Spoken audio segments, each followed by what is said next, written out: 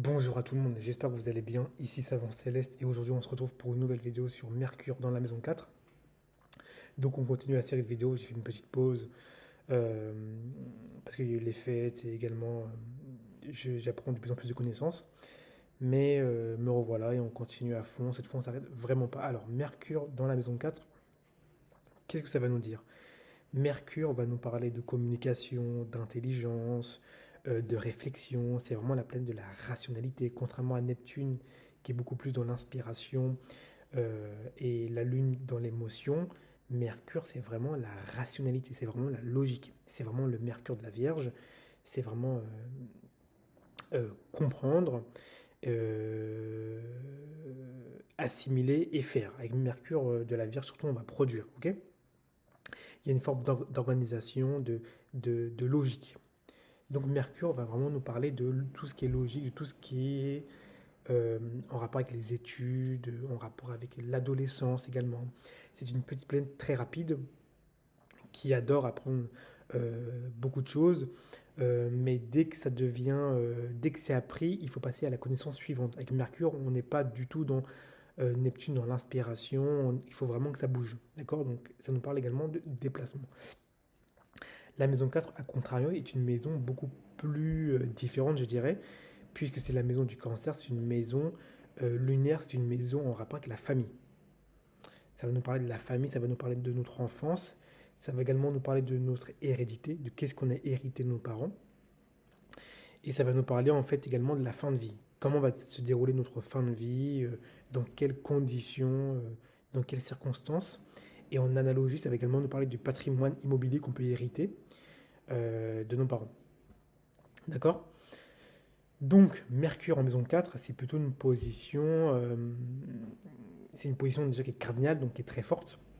Surtout, plus elle se rapproche de l'angle, plus elle sera forte. Mais ça va nous parler d'une position qui est très sensible. Pourquoi? Parce que Mercure est ici dans une maison d'eau. Donc, c'est un Mercure, c'est des personnes généralement qui vont être très sensibles, très réceptifs, très imaginatifs également. Et c'est sans doute, ça leur vient sans doute de leurs parents, de leur hérédité. Parce que la maison 4 nous parle d'hérédité. De qu'est-ce que vous avez hérité de vos parents? Bah là, vous avez hérité d'une forme d'intelligence. Potentiellement, vous avez eu des parents ou des ancêtres hein, qui étaient des commerçants ou des enseignants ou des gens de lettres. Et donc, vous avez hérité en fait tout bonnement de cette euh, qualité-là, je dirais. Et ça fait de vous des personnes qui comprenez les choses assez bien, vous exprimez assez bien, vous aimez parler. Alors Mercure en maison 4 aime parler uniquement quand il est vraiment en sécurité. Pourquoi? Parce que la maison 4 nous parle de sécurité affective de base, mais ça nous parle surtout de, de notre intimité et de là où on se sent en sécurité ou de là où on se sent bien. Donc Mercure en maison 4 va parler effectivement uniquement quand il sera vraiment en sécurité. Et généralement, ce sont des personnes qui, quand ils sont dehors, vont pas forcément beaucoup parler, ils vont être très réceptifs. Mais quand ils seront à la maison, ils vont beaucoup parler au foyer. C'est eux-mêmes qui vont jouer le rôle d'intermédiaire entre les personnes, vraiment qui vont connecter. Mercure, c'est son rôle d'ailleurs, de connecter entre des choses qui sont a priori différentes. Mais quand ils seront dehors, ce sera beaucoup plus timide, ok, beaucoup plus réservé. Également, Mercure, c'est les déplacements. La maison 4, c'est la maison du foyer. Même la maison de la maison. Et donc, Mercure en maison 4, ça peut être des personnes qui ont besoin régulièrement de changer de foyer, qui ont besoin d'avoir... alors, soit ils vont vouloir modifier leur maison, tout simplement, y ajouter des nouveaux décors, y ajouter de nouvelles choses, y changer l'emplacement des objets, ou tout simplement, Mercure en maison 4 va vouloir changer d'appartement, changer de maison, parce que il a vite fait le tour, il a besoin que ça bouge. Mais vous voyez, il a besoin que ça bouge. Euh, Surtout pas statique, maison 4. Hein, il va pas du tout aimer ça. Ok. Également, la fin de vie. La maison 4 nous parle également de tout ce qui va nous parler de la fin de vie. Comment va se dérouler votre fin d'existence. Et donc, avec Mercure, on peut avoir une fin d'existence, pardon, où on va potentiellement beaucoup apprendre. On va beaucoup apprendre, on va beaucoup se déplacer. Une fin de vie un peu errante. Errante dans le sens où on va un peu errer, on va pas forcément avoir de stabilité avec Mercure en maison 4, et donc on va être dans une forme de... On va peut-être changer régulièrement d'appartement, on va peut-être beaucoup changer de ville. Vous voyez, on va pas être très stable avec Mercure en maison 4, et donc c'est une fin de vie qui peut être plus ou moins compliquée selon les aspects, parce que ça prédispose pas du tout à avoir une stabilité forte, vous voyez, en maison 4.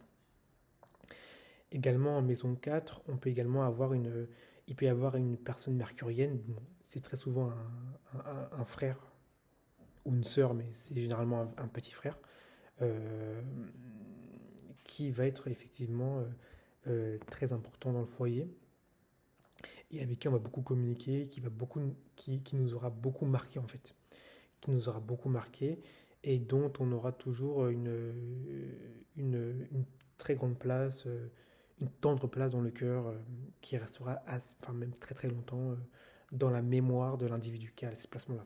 Ok. Ensuite, la maison 4 va nous parler également de tout ce qui va être en rapport avec l'imagination, forcément, le peuple, la démocratie, la nutrition, en fait, tout ce qui va être cancer, en fait, tout simplement. La lactation, euh, l'alimentation d'une certaine façon.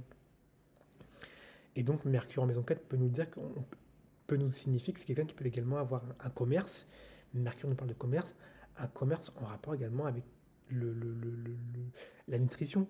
Quelqu'un qui peut gérer, faire du commerce en rapport avec des bouteilles de lait, avec de l'alimentation, donc tout ce qui va être fruits, légumes, ou quelqu'un qui peut même travailler dans une grande surface, pardon, mais vraiment en contact avec l'alimentation, d'accord? Donc on peut retrouver ce genre de thématique avec Mercure en maison 4. C'est quelqu'un également qui peut s'occuper avec Mercure. Mercure représente également l'intellect, mais le fait de ce qui nous occupe l'esprit. Et donc Mercure en maison 4, on peut également s'occuper de tout ce qui est immobilier. On peut gérer euh, euh, l'immobilier, euh, les négociations. Vous voyez ce que je veux dire, on peut avoir une appétence là-dedans. En tout cas, on peut s'y occuper. Ok. Euh, mais voilà, Mercure dans la maison 4 est un placement qui rend effectivement, dans tous les cas, si on parle en termes de personnalité, très sensible, qui a besoin de sécurité pour vraiment s'exprimer. Euh, Par contre, quand il est en sécurité, il peut vraiment beaucoup parler, mais c'est quelqu'un de très timide, euh, qui peut aimer lire de la romance, tout ce qui va être euh, en rapport avec des histoires un peu romantiques, romanesques.